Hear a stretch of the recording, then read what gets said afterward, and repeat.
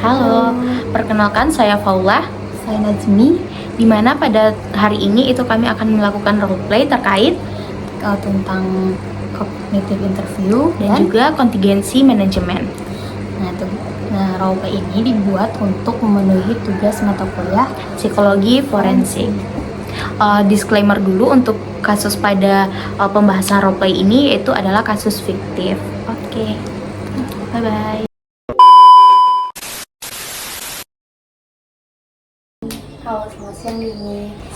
Kenalin kakak Najmi yang bertugas akan berbicara atau sharing dengan Dini pada hari ini.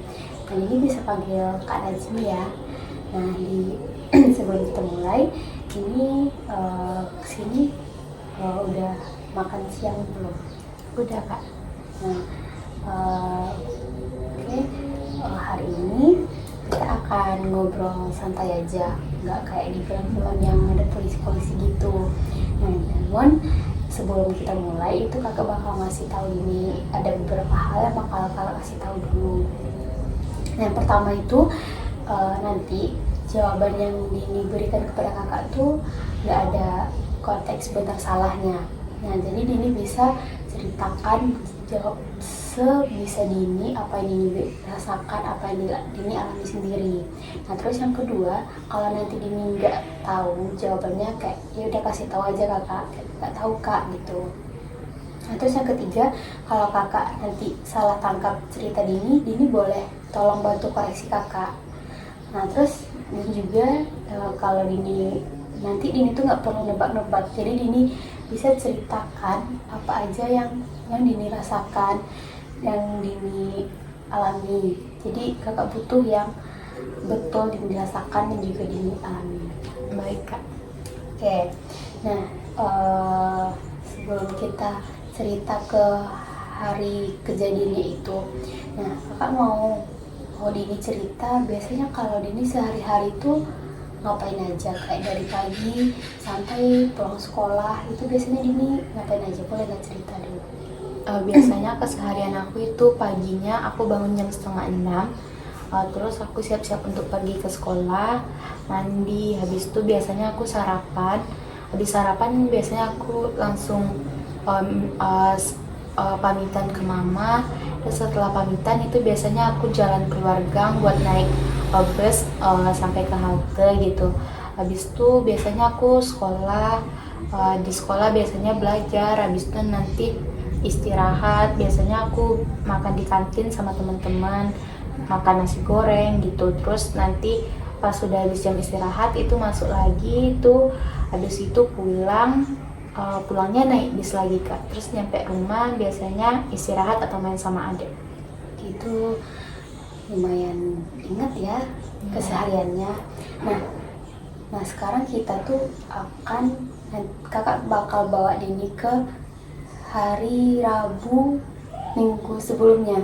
Nah, pada hari itu kakak minta untuk Dini mengingat kejadian apa yang Dini alami pada hari Rabu kemarin. Itu boleh Dini membayangkan itu sambil tutup mata atau enggak juga nggak apa-apa kok. Nah, kayak Dini bayangkan saat baru saja dari pulang sekolah sampai ke rumah, boleh Dini tolong ceritakan kepada kakak. Kalau dari pulang sekolah hari Rabu itu aku pulang jam 1:30 Kak. Nah, aku naik bis ke sekolah, terus diberhentiin di depan halte. Kan rumah aku masuk gang ya Kak. Terus aku waktu itu hari lumayan panas gitu, orang juga sepi, terus nggak terlalu banyak ada orang, cuma ada satu ibu yang nyapu jalan gitu. Terus aku jalan sendirian masuk gang, terus aku nyampe di depan pintu rumah, ngetok-ngetok pintu Kak. Nah gitu. Nah jadi berarti ini pulang sekolah itu jam 1:30 ya? Iya Kak. 1:30 di cuaca yang lumayan panas gitu. Nah waktu Dini pulang sekolah itu tuh, coba bisa nggak, boleh nggak Dini tuh bayangkan kemarin tuh suasananya gimana, apa yang Dini lihat, apa aja yang Dini dengar, terus apa kayak gimana suasana yang Dini rasakan pada saat pulang sekolah tersebut. Karena udah capek juga ya Kak, pulang sekolah gitu biasanya aku kalau nyampe rumah itu biasanya ketok-ketok pintu dan biasanya dibukain sama Bu Tuti. Nah, tapi udah aku ketok-ketok pintu, tapi Bu Tuti nggak ada bukain aku pintu gitu. Biasanya dibukain terus karena udah capek juga. Tapi aku samar-samar juga ada dengar suara adek di dalam nangis gitu. Nah, tapi orang nggak ada yang respon aku gitu, karena terus aku coba ketok lagi ternyata pintu nggak dikunci. Terus aku masuk aja langsung. Terus pas udah masuk ternyata di ruang TV hidup Kak, tapi nggak ada orang gitu. Tapi aku masih dengar suara Dila nangis gitu. Terus aku cari cobalah mungkin di dapur, soalnya suaranya arahnya dari dapur. Terus aku pergilah ke dapur, ternyata aku lihat Dila lagi jongkok di dekat kulkas Kak sambil nangis. Tuh di sana juga ada Bu Tati Kak. Oh gitu. Nah jadi waktu Dini pulang sekolah tuh orang nggak ada di ruang depan. Iya Kak. Ada dengar suara adik nangis. Iya. Nah waktu dengar suara adik nangis tuh gimana perasaan Dini pada saat itu? Aku awalnya ngira kayak dia nangis biasanya, kayak nangis karena pengen minta sesuatu, pengen main atau apa aja Kak. Tapi setelah aku cari sumber suaranya, karena nggak ada orang di rumah juga gitu kan Kak, aku pergilah ke belakang gitu. Ternyata dia lagi nangis, kayak nangisnya tuh kayak bukan nangis pengen minta mainan atau apa gitu Kak, tapi kayak nangis nahan sakit gitu Kak. Gitu. Nah terus waktu berarti kemarin tuh Dini langsung nyamperin adiknya nggak? Aku karena pas udah aku di dapur gitu ya Kak, di pintu dapur aku kaget juga Kak lihat dia nangis, kayak nangisnya tuh nangis yang kayak kesakitan banget gitu Kak. Aku juga kaget gitu. Terus lihat Ibu Tuti tuh dia megang benda gitu Kak, kayak buat masak gitu loh Kak. Oh ibunya ada megang sesuatu Iya. gitu ya? Itu megang apa tuh? Kayak spatula gitu buat masak gitu Kak. Soalnya pas awal aku masuk rumah juga kayak ada bau masakan gitu loh Kak. Jadi kayaknya dia juga lagi masak terus lagi megang spatula gitu Kak. Oke, jadi Bu Tuti tuh megang spatula gitu ya. Nah itu tuh waktu kemarin tuh Bu Tuti tuh megang spatulanya di tangan kiri atau tangan kanan? Di tangan kanan Kak. Soalnya kayak tangan yang biasa buat masak gitu loh Kak. Dia megang itu, terus aku pas lihat adek nangis-nangis gitu, terus aku kaget juga kan, kayak nangisnya nggak kayak nangis biasa. Terus aku lihat Bu Tutinya gitu. Ternyata pas aku lihat Bu Tutinya, dia juga ngeliat aku, tapi dia kayak biasa aja, agak ada kaget gitu, tapi dia kayak biasa aja. Terus langsung naruh spatula itu ke atas wajan gitu Kak. Terus dia nyapa, "Oh Dini baru pulang sekolah ya?" gitu Kak. Oh gitu. Nah jadi kemarin tuh kan kamu Dini lihat adiknya nangis dekat kulkas gitu. Terus posisi Dini waktu itu gimana? Gimana perasaan Dini kayak waktu ngeliat adik nangis gitu? Apa aja yang Dini ingat pada saat itu gitu? Yang jelas aku agak kaget juga Kak. Terus yang aku ingat ya Bibi tuh, Ibu Tuti itu langsung nyapa aku gitu. Terus aku lihat di sekitaran adik aku itu banyak tisu yang jatuh-jatuh gitu Kak. Terus tisunya kayak juga bekas ngelap air gitu banyakannya gitu. Oh ada tisu juga. Iya. Terus kemarin tuh posisi adik ini gimana? Gimana keadaannya? Dia lagi nangis gitu Kak. Terus di dekat dia juga banyak tisu yang kayak di bawah gitu Kak, kayak tisu berserakan gitu. Terus banyak tisu tuh yang basah juga kayak bekas ngelap air gitu. Oh gitu. Oh ada tisu juga ya. Nah terus waktu saat itu tuh apa aja lagi kejadian-kejadian yang ini ingat pada waktu di dapur itu? Yang aku ingat ya kayak Bibi itu kayak langsung nyapa aku, terus kayak langsung senyum juga ke aku. Terus ada yang lagi nangis juga. Terus kayak di pipi adek tuh kayak ada bekas cubitan atau pukulan gitu. Tapi makanya aku juga agak shock, di lengannya juga ada gitu. Oh jadi pipinya memar gitu Ya ya, kayak tangannya agak juga, merah gitu. tangannya juga. Iya. itu pipi sebelah mana ya? Tangannya sebelah mana yang memar tuh? Oh, tangan sama pipi sebelah kanan. Oh, di sebelah kanan gitu. Nah, kan tadi ini udah cerita nih, adiknya nangis, terus ada ngeliat bekas ada memar gitu di bagian pipi sama lengan gitu. Boleh nggak coba, ini agak beda gitu ya, agak aneh gitu. Coba Dini ceritakan kembali ke kakak, tapi alurnya tuh dari belakang, kayak dari Dini di dapur, terus Dini ke pulang sekolah. Ini bukan kayak bukan dari yang Dini pas pulang sekolah, tapi yang pas dari kejadian di dapur gitu. Jadi kalau diceritain dari belakang itu kan setelah nggak lama habis itu mama pulang ya kak. Habis mama pulang tuh mama bawa belanjaan, aku langsung nyamperin mama gitu. Terus bilang yang kejadiannya aku lihat itu, karena aku juga kaget juga. Terus aku bilang ke mama kejadian itu gitu, kalau aku lihat bibi di dapur lagi masak gitu, tapi tadi dia kayak kaget gitu, kayak megang sendoknya tuh bukan masak gitu, tapi kayak habis bukan buat masak gitu, dipegang gitu. Terus pas lihat aku, dia langsung taruh lagi gitu sendoknya ke wajan. Dia terus kayak manggil aku gitu, kayak nyapa aku. Dia bilang aku udah pulang apa belum gitu. Terus aku lihat adek yang udah nangis di dekat kulkas gitu. Dia nangis kayak nangis kesakitan gitu. Terus banyak tisu juga yang berserakan. Tuh aku pas tadi awal masuk itu TV di ruang tamu masih hidup. Terus pintu tadi nggak dikunci karena aku biasanya ngetuk dan dibukain, karena nggak dibukain ternyata pintu nggak dikunci, aku langsung masuk. Oh, jadi gitu. Nah, jadi kalau kan tadi kan ini bilang kalau TV-nya nyala tapi soalnya agak pelan gitu kan. Nah, kalau semisal ada orang yang lewat, terus kalau misalkan posisi gini, misal jadi tetangga terus lewat depan rumah, TV-nya nyala, terus juga ada tangisan anak gitu.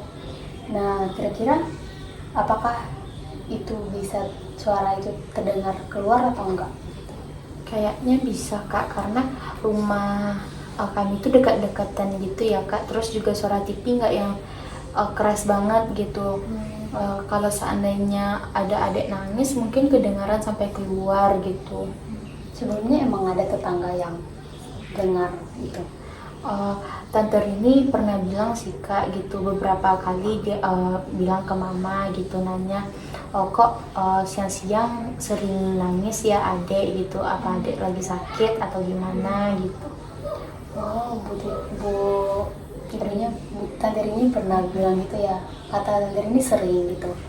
Beberapa kali gitu dengar kalau siang-siang tuh adek sering nangis kencang-kencang gitu. Gitu, berarti kalau sering itu berarti nggak sekali dua kali dong? Iya kayaknya kak. Gitu. Nah, jadi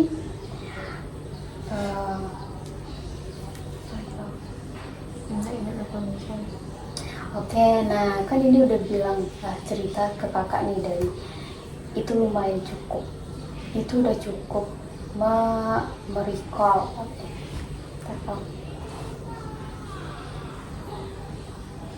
Oke, ini udah cerita nih sepanjang itu yang Dini ceritain ke kakak itu sepanjang itu, dan Dini ingat dengan kejadian itu. Nah, sebelum selesai ada lagi nggak hal lain yang mau Dini ceritakan? Mungkin tadi belum Dini sampaikan ke kakak, atau apa yang terlintas di pikiran Dini yang mau ceritain ke kakak lagi? Mungkin sebelumnya aku juga pernah lihat adek sih kak gitu, kayak tangannya memar gitu, kayak sekitar beberapa minggu lalu gitu tangannya memar. Aku kira karena emang jatuh karena lagi main atau gimana, tapi kayaknya enggak gitu. Apa mungkin ini juga itu dari bibi juga, aku juga nggak tahu. Oh gitu.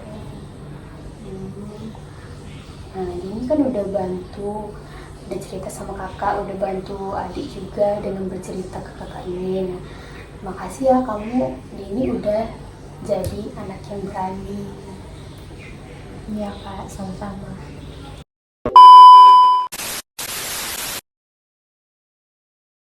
Selamat siang Bu Tuti. Selamat siang. Sebelumnya perkenalkan, saya Paula. Saya merupakan petugas yang bertugas pada hari ini untuk mewawancara Ibu. Sebelum kita mulai itu saya akan menjelaskan terlebih dahulu kepada Ibu terkait proses yang akan kita lalui pada hari ini, yaitu kasus ataupun yang melibatkan Dila dalam kejadian ini. Sebelumnya saya akan menjelaskan dua hal penting pada Ibu, mohon diperhatikan dan juga diresapi gitu. Oke, dimana jika keterangannya Ibu berikan pada wawancara kita pada hari ini itu jujur dan juga sesuai dengan fakta yang ada, saya akan mencatatnya dalam laporan saya, dimana dengan Ibu kooperatif dalam sesi wawancara ini itu akan dipertimbangkan dalam proses selanjutnya. Nah, namun jika Ibu bicara bohong atau menutupi atau menyembunyikan sesuatu, maka itu akan membentuk gambaran lain tentang Ibu di proses hukum selanjutnya. Nah, jadi semua keterangan itu kembali lagi kepada Ibu gimana Ibu ingin menyikapi hal tersebut. Untuk itu, apakah bisa kita mulai sesi wawancaranya? Oke. Mungkin Ibu bisa menceritakan kepada saya sudah berapa lama Ibu bekerja di keluarga tersebut menjadi pengasuh? 2 tahun, berarti sudah cukup lama ya Bu. Berarti Ibu juga sudah mengenal Dila dengan baik. Biasanya kegiatan sehari-hari Ibu sebagai pengasuh di sana ngapain aja? Ya, selain Dila, katakan majikan kerja, terus memasak, bersih rumah. Berarti semua kegiatan itu Ibu lakukan sendiri atau ada yang bantu? Ya, sendiri. Oke, saya paham, itu akan saya catat. Berarti Ibu mengerjakan semuanya sendiri dengan juga menjaga anak kecil, itu merupakan sesuatu hal yang memiliki tanggung jawab yang besar ya Bu, dan cukup melelahkan juga. Oke, selama 2 tahun Ibu bekerja di sana itu gimana kedekatan Ibu dengan Dila? Ya, lumayan cukup dekat. Berarti Ibu cukup dekat dengan Dila selama 2 tahun belakangan ini. Oke, untuk itu semua pernyataan Ibu sudah saya catat. Selanjutnya itu saya akan menjelaskan kepada ingin Ibu menjelaskan kepada saya itu pada hari Rabu minggu kemarin sekitar pukul 1:30 siang itu Ibu melakukan kegiatan apa bersama Dila? Setengah 2 nonton. Ya, terus ada Dila. Oke, Ibu menonton berarti di ruang TV ya Bu. Nah, jam 1:30 tersebut apakah Dila bersama Ibu? Iya. Berarti juga ikut menonton bersama Ibu. Ya, dia main di karpet. Oke, apakah Ibu yakin dengan keterangan tersebut? Apakah Ibu tidak ke dapur sekitar pukul 1:30 tersebut? Kenapa? Emangnya siapa yang bilang? Saya nggak ngerti, saya disalahkan. Saya cuma pengasuh biasa. Oke Ibu, saya mendengarkan semua penjelasan dari Ibu gitu. Kita lanjutkan. Jika memang Ibu 1:30 tersebut sedang menonton TV di ruang TV, acara apa yang Ibu tonton pada hari itu dan pada jam tersebut? Ibu, saya ingin menjelaskan kepada Ibu bahwa di sini ada keterangan dari saksi yang melihat pada pukul 1:30 tersebut Ibu di dapur, dan saksi juga menjelaskan kepada saya bahwa dia melihat kondisi Dila sudah jam 1:30 itu di dapur sudah menangis dan memiliki lebam di tangan dan juga di pipinya. Untuk itu, apakah sebelum kita melanjutkan ke sesi pertanyaan selanjutnya, Ibu ingin mengubah pernyataan atau keterangan Ibu sebelumnya? Ya, saya itu ada ke dapur. Oke. Awalnya Dila tuh saya tuh udah ngajak dia makan dari siang, tapi dia nggak mau. Oke, berarti Ibu sudah cukup kelelahan juga ya, udah mencoba mengajak Dila dari siang, namun dia tidak mau. Ada 2 keterangan dari saksi, yaitu yang Ibu sampaikan dan juga saksi sampaikan itu berbeda gitu. Tapi setelah Ibu jelaskan tadi, Ibu sudah mulai jujur. Dimana jika Ibu tidak jujur, maka ini akan mempersulit Ibu lagi, karena jika keterangannya Ibu sampaikan dan saksi sampaikan itu berbeda dan ternyata keterangan saksi itu yang sesuai dengan bukti medis juga, maka Ibu akan kesulitan di mata hukum dan akan diberatkan lagi. Untuk itu boleh ceritakan lebih lanjut gimana apa yang Ibu lakukan di dapur? saya udah ngajak dia makan dari siang, tapi dia nggak mau. Terus dia nangis, terus melempar, ada minum gelas di dekat dia itu, dia lempar dan saya nggak tahan. Oke, berarti Dila sudah menangis dan melempar gelas ya Bu. Mungkin Ibu juga sudah kelelahan, terus apa selanjutnya yang Ibu lakukan? Saya memegang tangannya dengan keras. Oke, akan saya catat terlebih dahulu. Selain memegang dan membentak, apa hal lain yang Ibu lakukan kepada Dila? Saya pada itu 2 kali. Nah terus itu habis masak, karena saya gak tahan, saya ngambil spatula bekas masak sayur tadi, terus saya Oke, seperti yang Ibu bilang tadi, keterangan sebelumnya Ibu bilang bahwa kejadian ini udah 2 kali pernah terjadi, berarti sudah lebih dari, udah sering berarti ya Bu. Oke, Ibu sudah kooperatif dalam selama proses wawancara kita pada hari ini, itu akan saya catat. Satu pertanyaan lagi, apakah ada orang lain yang tahu atau menyaksikan kejadian sebelumnya ataupun yang kemarin? kayaknya enggak, soalnya kan udah cepat saya kerja. Oke, berarti wawancara hari ini itu cukup sampai di sana. Terima kasih atas kekooperativan Ibu dalam menjawab pertanyaan dan memberikan keterangan kepada saya. Semua yang Ibu sampaikan hari ini termasuk konteks kelelahan dan juga tekanan yang Ibu alami sebagai pengasuh itu sudah saya catat dan saya sampaikan di laporan saya secara lengkap dan akurat. Untuk proses selanjutnya itu bukan di tangan saya, tapi berdasarkan keterangan Ibu itu sudah sangat membantu untuk proses selanjutnya. Mungkin sekian untuk wawancara kita hari ini. Apakah ada yang ingin Ibu sampaikan lagi? Jadi saya mau minta maaf, saya menyesal dengan kejadian itu. Baik, terima kasih Bu Tuti atas semua keterangannya pada hari ini. Kita akhiri wawancara pada hari ini. Terima kasih sudah datang.